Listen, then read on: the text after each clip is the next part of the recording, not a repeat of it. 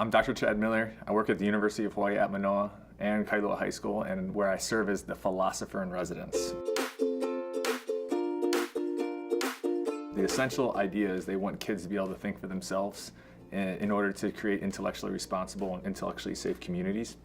So in order to do that, teachers need support to try to figure out how this works in their class.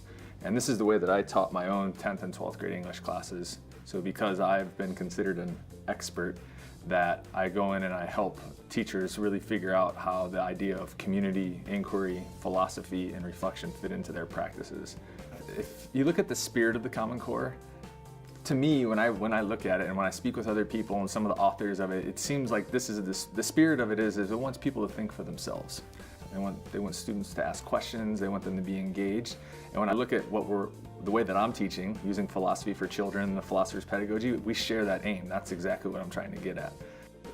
One of the main activities that we would do often in my classes is this activity called Plain Vanilla.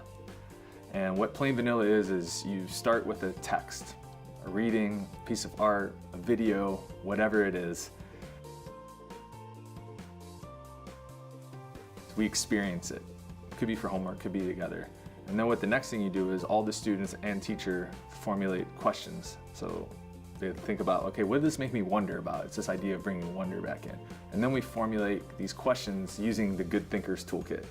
Dr. Tom Jackson from the University of Hawaii developed a way for kids to internalize what reasoning is. So they're gonna ask for clarification, they're gonna seek reasons, they're gonna identify assumptions, make solid inferences, or identify implications, use examples, and also use counterexamples. We're going to pause and then we're going to reflect on this experience. Okay, what was it that you learned today and why is it important to your life? And then we're also going to reflect on our community, like was it intellectually safe?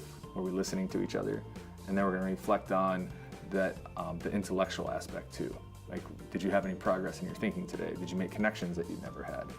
So the whole idea is to push kids' thinking through every single thing that we're doing, but it's very, very structured, but the structure does not get in the way of it being an inquiry.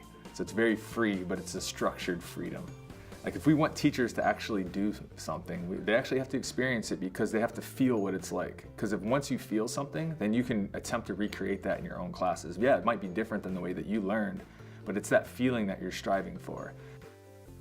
Like the feeling I got when I first dunked a basketball, I wanted to do it over and over and over again, and I knew exactly what it felt like.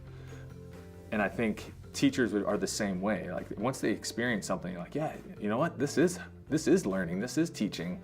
They're more apt to recreate it rather than just seeing it on paper and being like, well, who's this coming from? Because when you open up the papers or look on the internet and the backlash is, it seems like people are uninformed about really what it's intended to do.